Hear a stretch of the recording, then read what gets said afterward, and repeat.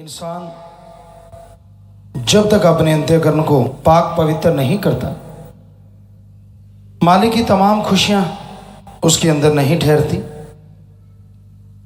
अपने अंदर के विचारों का शुद्धिकरण करो, और विचारों को शुद्ध करने के लिए एकमात्र तरीका है सेवा और सुमरन। सेवा करो, सुमरन करो,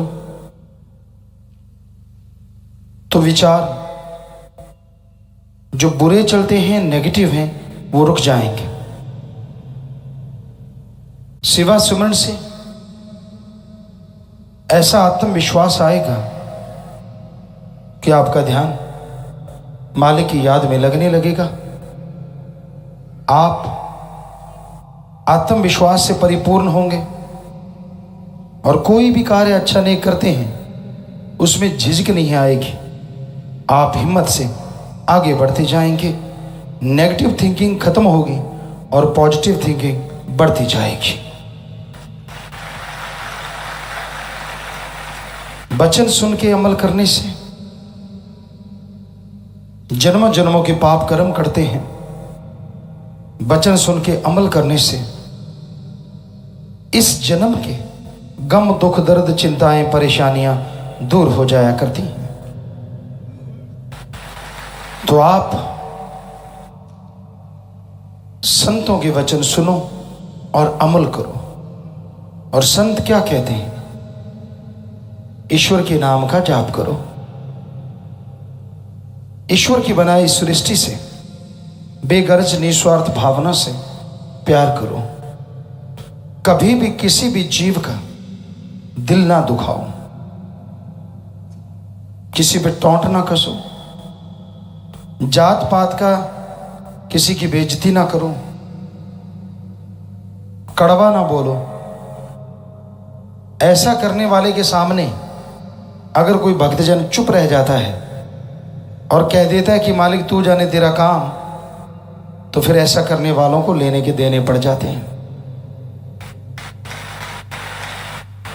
इसलिए कभी भी किसी को बुरा ना कहो।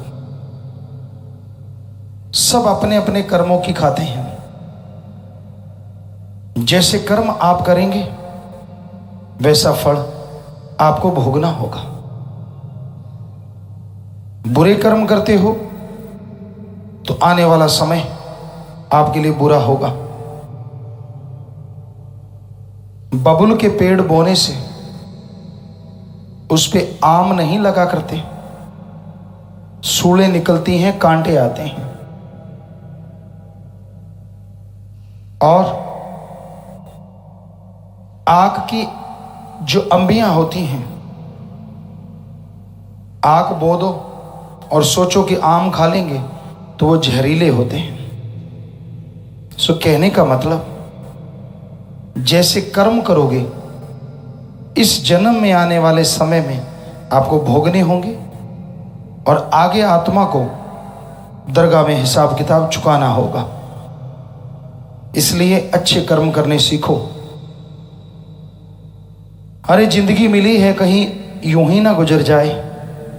इसमें ऐसा कुछ कर डालो कि आपका जीवन एक मिसाल बन जाए, एक मशाल बन जाए।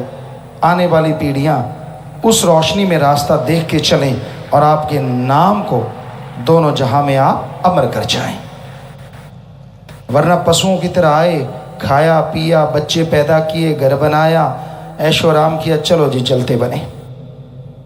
लाखों करोड़ों आ रहे हैं इस दुनिया में और जा रहे हैं, आते हैं और जो करना चाहिए था वो दिया बुझा के चले जाते हैं। तो ऐसा कर्म कर डालो, भक्ति करो, भले कर्म करो।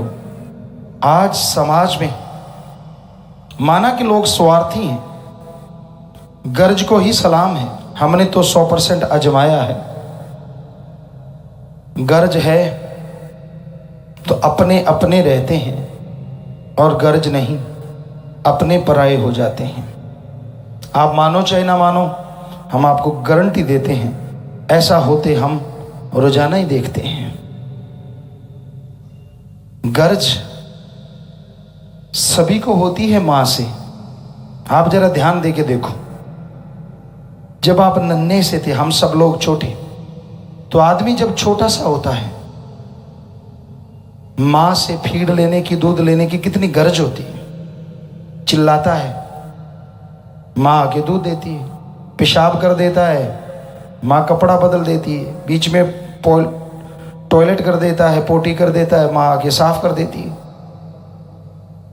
थोड़ा सा बड़ा होता चला जाता है, पेशाब वगैरह कहने पे करने लगता है, टॉयलेट वगैरह कहे अनुसार जाने लगता है, लेकिन दूध पीता रहता है, तो गर्ज बनी रहती है। फिर माँ बाप की गर्ज, माँ का दूध छूट जाता है, खाने पीने से गर्ज पहले से कुछ कम हो जाता है रिश्ता। माँ बाप से गर्जें, थोड़ा छोटा फिर बड़ा, खिलौने खिलाने ले लवा के, खिलौना मिल गया, भाग गया यार दोस्त मित्रों में, उनमें खेलता रहा। नया खिलौना लेना है, नए खिलौने लेने के लिए माँ बाप से बड़ा लाड लड़ाता है, बड़ा प्यार करता है। देखिए गर्ज का नज़ारा। माँ बाप ने कहा बेटा फिक्र ही ना कर, अभी ला देते हैं, बस एक दो किसी की एक दो प्यार किए, ठीक है पापा मम्मी कहा, और फिर यार दोस्तों में। देखिए गर्ज, स्वार्थ का रंग एक बच्चे का अपने माँ बाप के साथ। जवानी आ गई, माँ बाप रोकते हैं, बुरे कर्म ना कर, नशे ना किया कर, यार दोस्त बुरे हैं उनके संग बैठ के गप्पे ना मारा कर। माँ बाप जहर जैसे लगते हैं, प्यार और कम होता है और पीछे हटता चला जाता है। विवाह शादी हो गई, पढ़ लिख के नौकरी पेशा हो गया, पढ़ाया माँ ने बाप ने, कोई याद नहीं, बच्चे हो गए, खुद की गृहस्थी हो गई। कौन माँ कौन बाप, सपना सा बन के रह जाते हैं, कभी कभार याद आते हैं। गर्ज बहुत कम हो गई, रिश्ते नाम मात्र के। समय बढ़ता जाता है, माँ बाप बुजुर्ग होने लगते हैं, तो वो बोझ लगने लगते हैं, बोझ।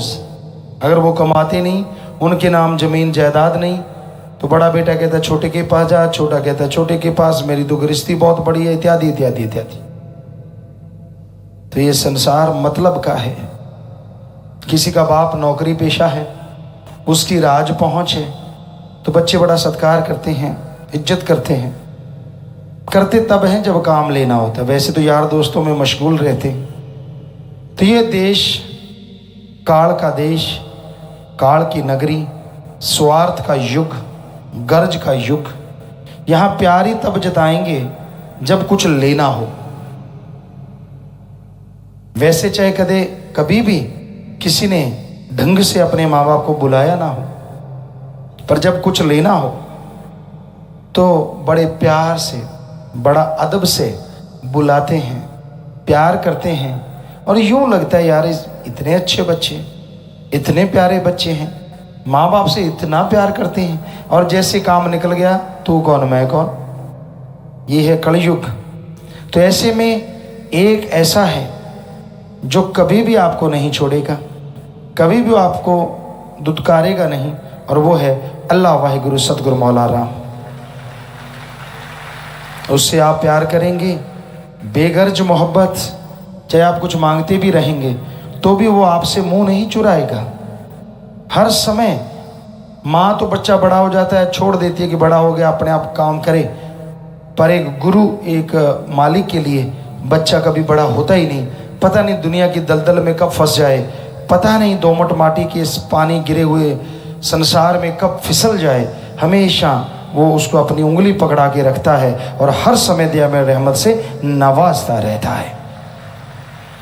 तो इसलिए उस सच्चे भगवान से, अल्लाह वाहिगुरु राम से अपनी प्रीत जोड़ के रखो, जो कभी भी हाथ नहीं छोड़ता और दोनों जहां में खुशियों से माला माल करता रहता है।